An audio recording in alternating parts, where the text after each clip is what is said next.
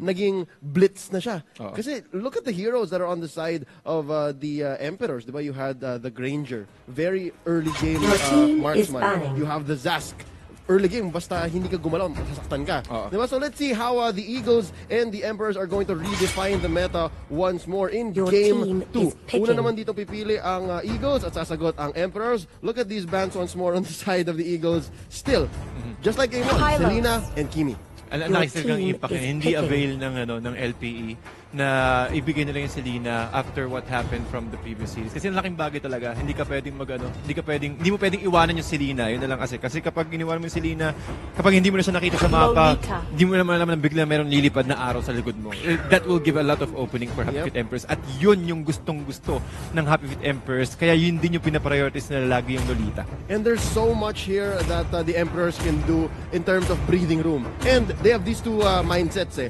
Don't fix what's not broken. Diba nanalo na tayo game 1 eh. Let's get this again once more. Kaja on Doggy and then si Vern nga ba? Tama, si Vern. Si Vern on that Lolita. So let's stick to this. Let's see how the opponents will react. Eagles here picking up that Hylos? Yep, it is. Ang ganda ng first pick ng LPE dito. Sobrang ganda ng Hylos pick dito, I agree. Kailangan nila ng isa pang hero na pwedeng pang dagdag dun sa slow, which is Harith, and also an X-Borg is okay. That's a very good pick here.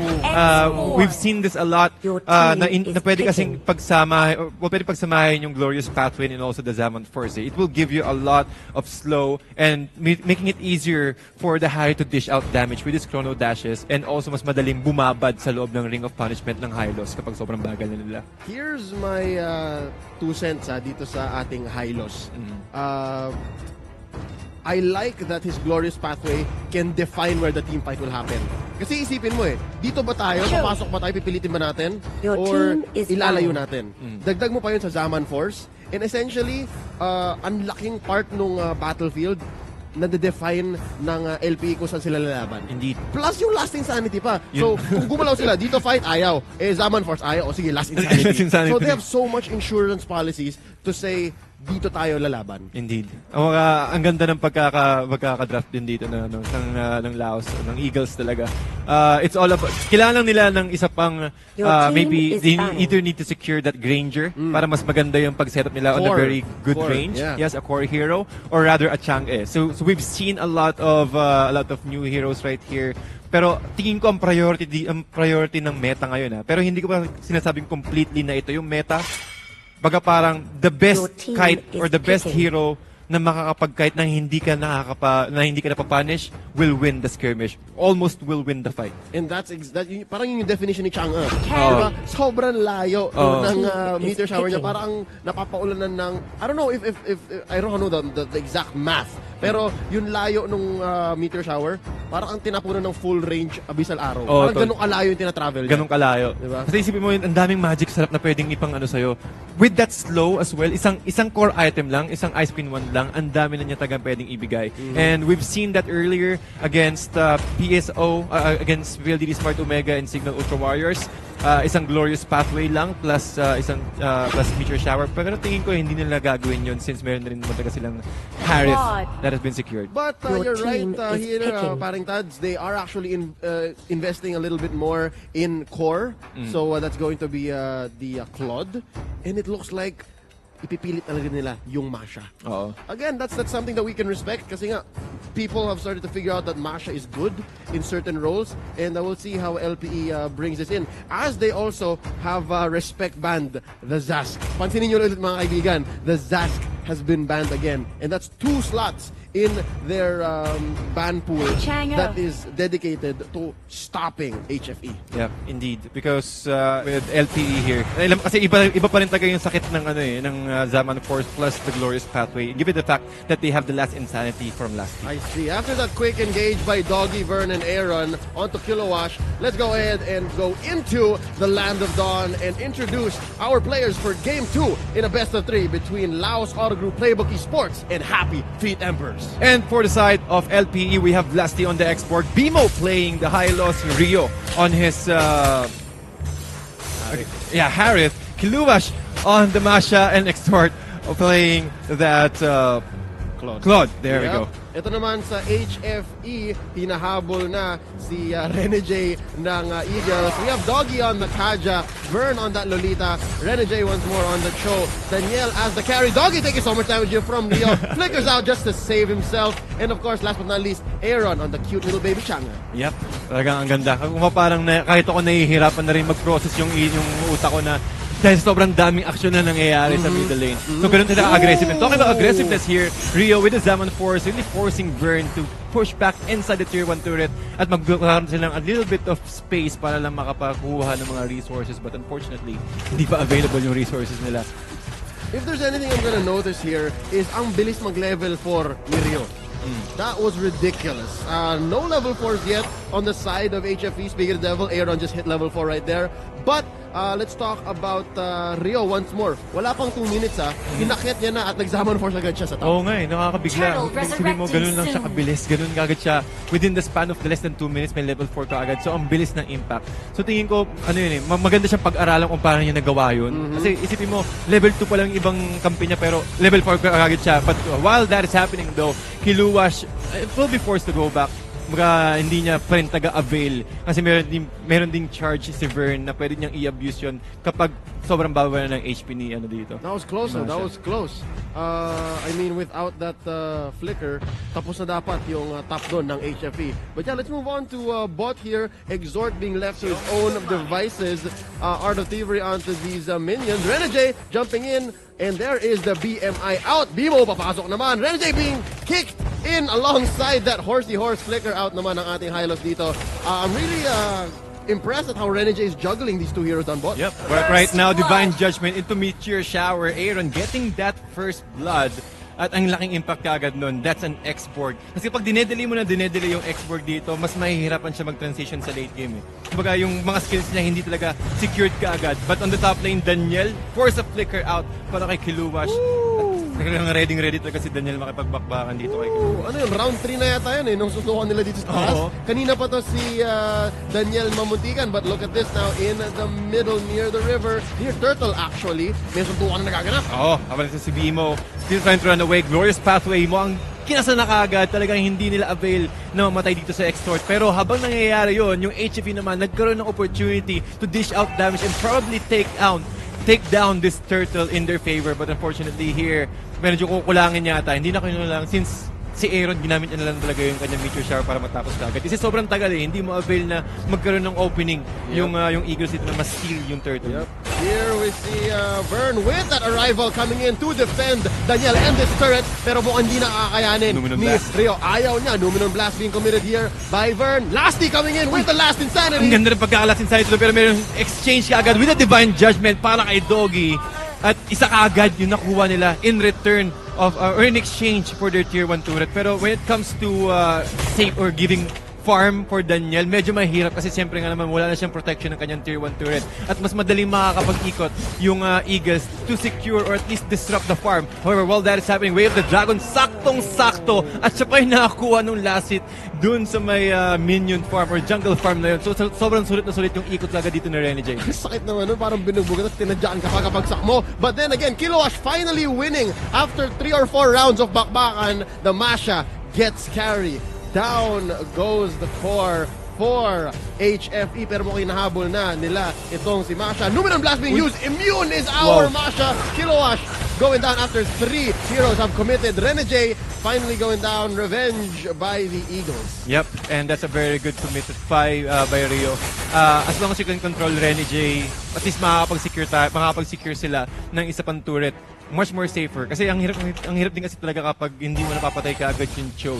Kumbaga, hindi ka safe. Especially on the hands of Lasty here. Sobrang bilis niyang tanggalin yung Firaga armor ni Lasty dito. And that's a very good exchange. However, HAPPYFEET Emperors naman nakakita sila ng magandang open dito sa top lane. They're trying to take down this tier 2 turret. And also with the use of his Meteor Shower, sobrang dali lang niya i-box out yung kalaban, yung members of LPE. Renegade here, not much he can do. Tatlong membro yata to ng LPE going down underneath his own turret. Pero ang next objective dito ng both teams natin yung turtle. 5 minutes, almost 6 minutes in. At for sure, merong information dito yung HFE since si Daniel is nandun lang din. Pero sobrang bilis na tagakunin ni Laus dito. Again, one of the fastest heroes na pwedeng i-take down solo, mga turtle o kahit si Lord. Pero tingin ko, parang binigay na lang din nila eh. As far as I know, pero meron silang information, meron silang idea. Calculated risk, no? Calculated Crazy na, ladies and gentlemen. Pwede kayong hindi huminga at makukuha na ni Masha yung turtle. Just hold your breath. Tapos, Lord slain, turtle slain. Right? Bilis lang din pa talaga. That's crazy. Sobrang bilis lang talaga. Oh, look at this though. LPE with the invade up top onto this buff as they push onto Renegade. Aaron and Vern coming in with the backup. Meteor shower being committed. Meteor shower being committed, pero alam na ng LPE na wala ng meteor shower dito. So they might be able to secure this tier 2 turret, pero napakaganda naka from the cheat condo. Will it be enough though? Last Insanity into the glorious pathway. Vern stuck in between the members of LPE, and Lusty will be those going to secure that kill. Expert hindi pa rin tapos. BMI out, and that should be in the end of the initiation. Pero isa agad na nakuha nila na kill also on top of the turret sa top lane. Tol, ito yung sinasabi ko, di ba? Stacks on stacks of ult. And here's Renegade chasing Rio out. I didn't even get to finish my sentence, and the Kung Fu boy comes in strong. I was saying, di ba? Doon nangyari yung perfect situation for LPE. Yeah. Di ba? Glorious Pathway, okay. Zaman Force, okay. Tapos, Last Insanity, dyan lang kayo. Saktong-sakto talaga. Walang pagkakataon. So, kung meron silang pagkakataon na makatakas, kung meron kang flicker, and you need to burn your flicker for you to run away from that kind of combination from LPE. And I think this combination is really strong. They have all the opportunity, they have all the skills, and also the items that they need for them to end HFE. Pero ang HFE naman, isa sa mga comeback potential nila is kapag nakahuli si Doggy ng isang core hero. Once na nahuli nila si Harith, I think, well, with the key insight, medyo matagal or medyo mabilis lang yung disable nila, but yun ang tagang kailangan nila eh. Yun ang naglalak talaga, yun ang kulang sa HFE at the moment. Yeah. In this game, I think Exort is seeing a little bit more success than Game 1's carry. Ang ganda kasi I think dito siya comfortable eh. Kung meron siyang panic button, BMI out, and then gagalaw lang, right? Get to do his thing. But here we go. Glorious Pathway being committed alongside Last Insanity. Last with the Last Insanity, Glorious Pathway. Pero nakaikot pa rin talaga yung Happy Feet Emperors dito. Into Numenon Blast, sila yung tinamaan. Pero si Renegade, uy! Ang sakit pa rin talaga ng damage dito ni Harith. Taking them out one by one, and Extort with that, again, this ultimate. Vern trying to run away, but it's really difficult. 2-for-1 exchange. Medyo hindi sulit yun. Ang sakit talaga ng damage sa ganang Harith. Once na nailapag na agad yung Zaman Force, those chrono dashes, with that low cooldown, they're able to pick off the right targets, which is also the Kaja. Here we go. Kilowash chasing Renegade. Can he finish the job? Yes, he does. He didn't even need to use Thunderclap. Pinasok niya lang. Pinasok niya lang. And again, that's all because of Masha's first skill. She clicks that. She has a little bit more movement speed. She takes some damage along the way. Pero yun nga, she just gets better kasi the lower her HP is, right? Yep. Back to the action here. Hindi pa rin napupush ng LPE ang mid ng HFE. And I believe this is the HFE strategy. As long as mid is up, they're able to rotate the way they want to. They're going to protect that middle tower, the first tower, with their life. Mas mahirap din kasi talagang mas mahirap talagang makipagbakbakan sa middle lane kapag ikaw yung pasagad ng top lane. Kasi ang dami mong access eh. Pwede ka makapunta sa may jungle area and also the bottom lane. Pero habang nangyari naman to si Vern, taking a lot of damage from Extort, and he will go down as well. Dalawa agad ang ultimates na nakomit dito ng LPE, and they will decide to go back, wait for another cooldown, and then go and engage again. If anything, that's the kind of lineup that LPE has. It's very strong, I'd say, meron siyang magandang burst potential. Pero yun nga eh, once the ult are out, ang ganda na ng pasok ng HFE. They will just take over. But then again, you're looking at Doggy who has one Divine Judgment. Sinong tatargetin mo ng Divine Judgment? They're all very good targets except maybe for Hylos. Right? Well, titingin ko dito talaga si Extort yung pinakamaganda, and also Rio. Pero nakita natin kanina, sinubukan ni Doggy na Divine Judgment sa Extort, pero ang ganda ng timing ng kanyang Purify dito. Hindi niya agad nahuli, and that ends the engagement. Nakakita ng opportunity dito si Lusty na gamitin kanyang Last Insanity. That should be enough for them to force 3 heroes out of the tier 1 turret, and it will be easier for LPE to secure the tier 1 turret away. Here's what's dangerous right now. LPE, we see that they have the gold lead, about 3,000. Pero tingnan natin yung side ng HFE. They have a good hold of the map, especially how they kept that middle lane. Pero the longer this game goes, I just gotta say, the more that it's going towards the Emperors. Kasi nga meron silang carry. Indeed. Kasi kapag ang advantage lang kasi talaga ng carry dito is pag tumatagal yung laro, mas mabilis siyang makakakuha or mas mabilis siyang makakapag take down ng mga tanks, even the core heroes with the use of his light will mark.